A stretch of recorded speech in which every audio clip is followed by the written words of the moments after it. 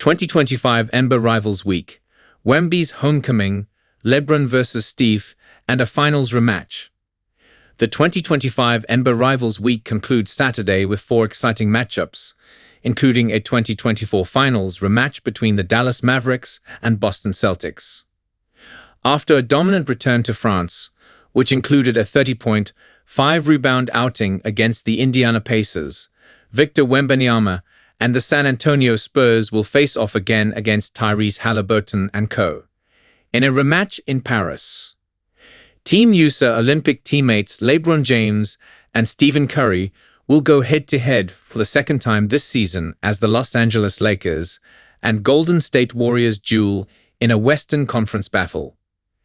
The Minnesota Timberwolves will take on the Denver Nuggets in a rematch of last season's exciting Western Conference semifinals that saw Anthony Edwards get the best of 3-time MVP Nikola Jokic in a Game 7 thriller. Are these rivalries in the making a preview to the postseason? Which superstars will take over this weekend? Our NBA insiders preview all 4 matchups, answering the biggest questions surrounding these 8 teams. Indiana Pacers vs. San Antonio Spurs, noon Eastern.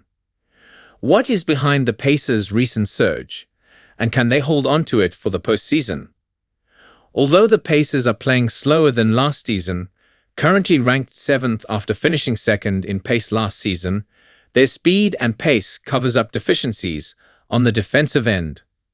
Make no mistake, though, Indiana has improved defensively, playing what coach Rick Carlisle has called a demanding style. That has the team looking poised for another trip to the Eastern Conference Finals.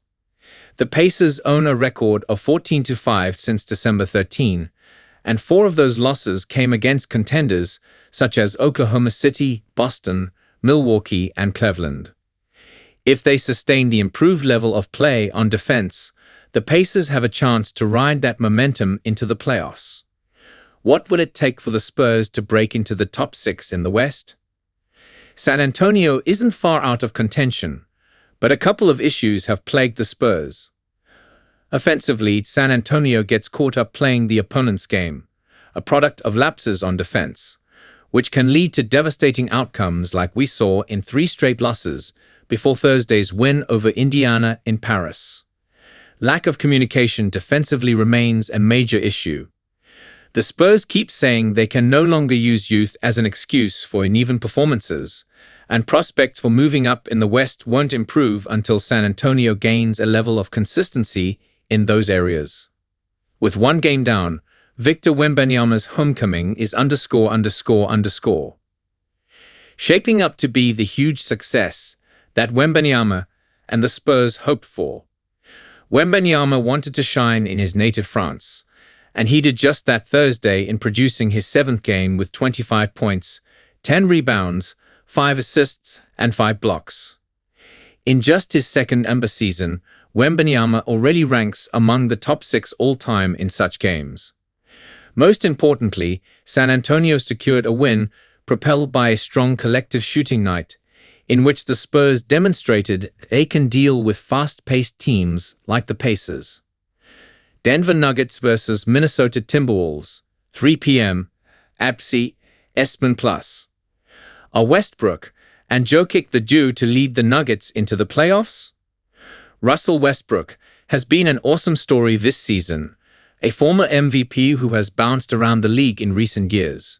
He's thriving alongside Jokic, averaging 14.5 points, 6.3 rebounds, and 7.6 assists as a starter. It appears increasingly likely that Westbrook will remain in the starting lineup. Denver is 17-3 when he starts with Jokic, but the Nuggets aren't relying on Westbrook to be a Costa. The payroll makes that clear. Westbrook is on a veteran's minimum deal, while Jamal Murray signed a 4-year, $208 million maximum extension before the season. We did that as an organization because we believe in him, Nuggets coach Michael Malone said after Murray scored a season-high 45 points in a January 14 win in Dallas, swatting at criticism stemming from the guard's slow start this season. In case anyone forgot, Malone noted that Murray starred during the Nuggets' 2023 championship run. Murray has averaged 20.7 points and 5.9 assists, with a 57.8% true shooting percentage since the start December. If he keeps up that kind of production, the Nuggets will be contenders. What is the biggest factor holding back the Wolves this season?